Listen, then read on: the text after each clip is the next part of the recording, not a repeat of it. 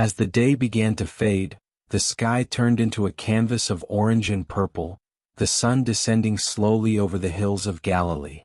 A soft, cool breeze rustled through the olive trees, and the distant sound of water lapping against the shores of the Sea of Galilee filled the air. Jesus and his disciples, weary from the day's journey, gathered around a small fire they had built. They had spent the day walking, preaching, and healing those who sought their help, but now, as twilight settled over the land, their minds were filled with a quiet, contemplative weariness. The disciples sat close together, their eyes reflecting the light from the fire, casting long shadows on their faces. Some of them whispered amongst themselves about the miracles they had witnessed earlier in the day, but most were lost in thought, staring into the flames as if searching for something, perhaps answers to the deeper questions of life, perhaps the peace they longed for. Jesus, sensing the weight on their hearts, remained silent for a while, allowing the peace of the evening to settle over them. He had always been able to see beyond their words, to the inner struggles each of them carried. And now, after days of traveling and ministering to the multitudes, he knew that his beloved disciples needed more than physical rest. They needed a deeper understanding, a wisdom that would ease the burdens they carried in their hearts. After some time, Jesus spoke, his voice calm and gentle, yet filled with authority. "Come closer, my friends," he said, gesturing for them to gather near him. His words broke the stillness, and the disciples immediately shifted their positions, moving closer to the warmth of the fire and to their teacher, eager to hear what he had to say. There was a weight in the air, a sense that whatever he was about to share would be of profound importance. "I see that you are tired," Jesus continued, looking at each one of them with eyes full of love and understanding. "I know that your hearts are heavy, and that many of you carry burdens you do not speak of. You serve the people well, but in doing so, you forget to care for yourselves. Your spirits are weary, not just your bodies." The disciples nodded in agreement, some of them lowering their heads as though ashamed of their struggles. They had always looked up to Jesus as a source of strength and wisdom, and at times, they felt that they should be able to live up to his example without faltering. But the truth was that they too were human. They too wrestled with fear, doubt, and exhaustion. "I want to tell you a story," Jesus said, leaning forward slightly, the flickering fire casting his face in a soft glow. His voice was like a balm to their souls, and immediately they felt a sense of calm wash over them, even before the story began. "There was once a man," Jesus began, "who lived in a small village by the sea. This man, though surrounded by beauty and abundance, was never at peace. Every day he awoke before the sun rose, his mind already filled with worry. He would go about his work, caring for his family, tending to his fields, and doing everything expected of him, but in his heart, there was a constant storm.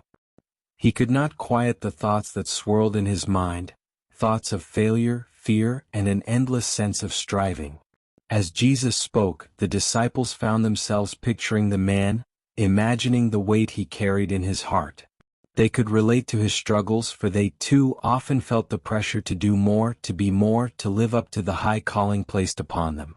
"The man would often look out at the sea," Jesus continued, "watching the waves crash against the rocks, feeling as though the chaos of the water mirrored the turmoil in his own soul.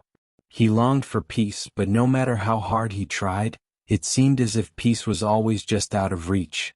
The more he worked, the more he tried to control his life, the more distant peace became."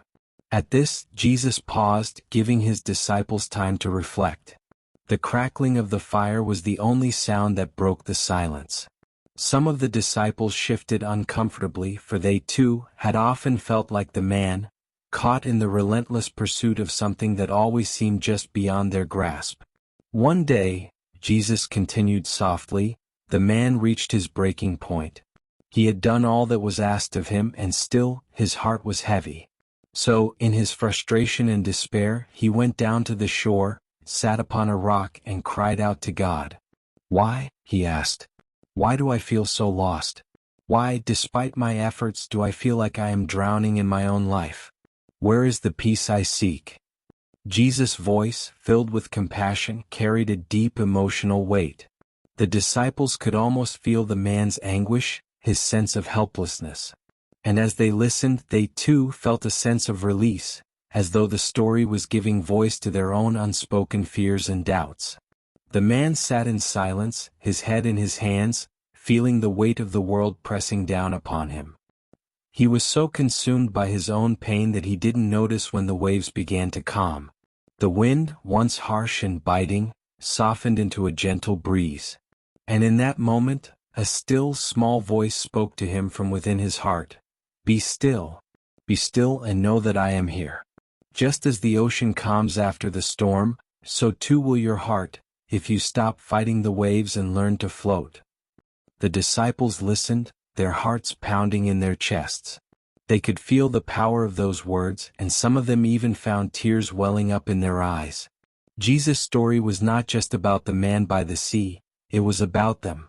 It was about the storms they carried in their own hearts, the battles they fought against themselves. At first, the man didn't understand, Jesus said. He didn't know how to let go, how to stop fighting the currents of life that constantly pulled him in every direction. But the voice whispered again, be still. Stop striving, stop struggling. Float. So, the man, with great reluctance and fear, did something he had never done before. He let go. Jesus paused again, allowing the weight of those words to sink in. The disciples felt as though the air around them had stilled, as if the very world was listening to the story. They could feel their own hearts beginning to soften, their minds quieting as they imagined the man finally surrendering to the gentle guidance of the voice within. Each morning after that, Jesus continued, the man returned to the sea. But instead of watching the waves with anxiety, he began to sit quietly by the water. He closed his eyes, listened to the sound of the waves, and let his heart be still. He stopped trying to control everything. He stopped worrying about what was to come. And as he did this day after day, something remarkable happened. The storm within him began to calm. The disciples, deeply moved, exchanged glances with one another. They could feel the truth in the story resonating within them, as if Jesus was speaking directly to their souls. They had spent so much of their lives striving, working hard to fulfill their calling, that they had forgotten the importance of stillness, of simply being in the presence of God. The man's life did not suddenly become perfect, Jesus said. He still had responsibilities, still had work to do, still faced the challenges of life. But his heart had changed. He no longer felt as though he was drowning in his own existence. He had learned to float, to trust that he didn't have to carry everything on his own. Tears began to fall from some of the disciples' eyes. It was as though a great weight had been lifted from their shoulders, as though the very act of hearing the story had given them permission to let go of their burdens, to trust that they were not alone in their struggles. Jesus looked around at his disciples, his eyes filled with love and understanding. My dear friends, he said softly, this is the wisdom I want to share with you. You are not meant to carry the weight of the world on your own. You are not meant to fight every battle in your heart alone.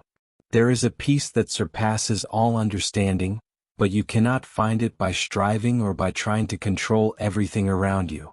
You must learn to be still, to let go of the things you cannot change, and to trust in God's presence. The disciples were silent, their hearts full of emotion. They had been following Jesus for so long, witnessing his miracles, hearing his teachings, but now, in this quiet moment by the fire, they felt as though they were receiving a new kind of wisdom, one that went beyond words. It was a wisdom that touched the very core of their being. Jesus continued, his voice gentle but firm. I know that you are tired. I know that you worry about what the future holds, about whether you will be strong enough to carry on the work we have begun. But I tell you this, you do not need to do it all on your own. There will be storms, yes, but there will also be moments of great peace. And in those moments, if you learn to be still, you will find strength that you never knew you had. One of the disciples, a young man named Thomas, spoke up, his voice trembling with emotion. Master, he said, how do we learn to be still? How do we find peace when there is so much to do, so many people to help, so many challenges to face? Jesus smiled, his eyes filled with compassion. It begins with small moments, he said. You do not need to spend hours in silence or retreat from the world. Start with just a few moments each day. Find a quiet place, close your eyes and breathe.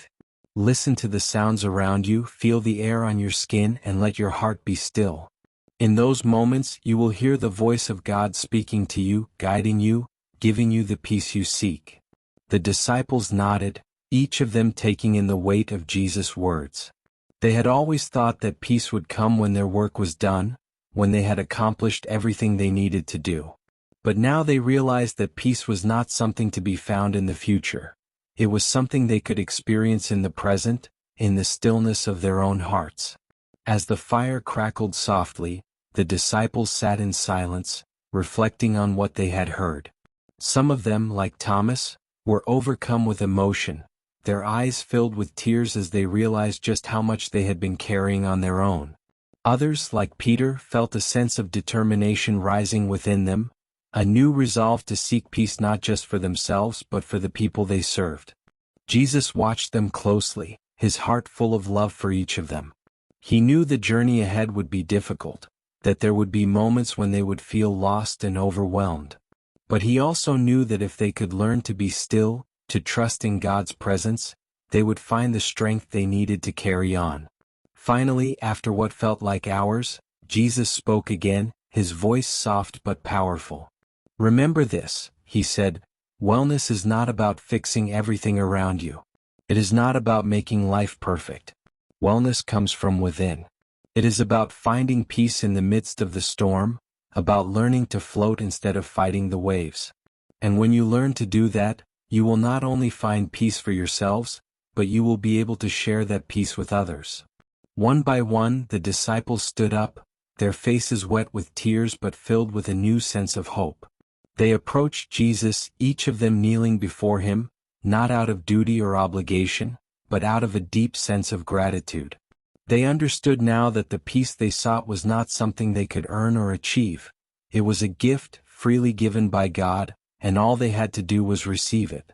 Jesus reached out his hand, placing it gently on the head of each disciple, blessing them with the peace they so desperately needed. And as he did, they felt a warmth spread through their bodies, a sense of calm and clarity that they had never known before. For the first time in what felt like forever, the disciples were not thinking about the future, about their worries or their fears. They were fully present in the moment, their hearts at rest, their souls at peace.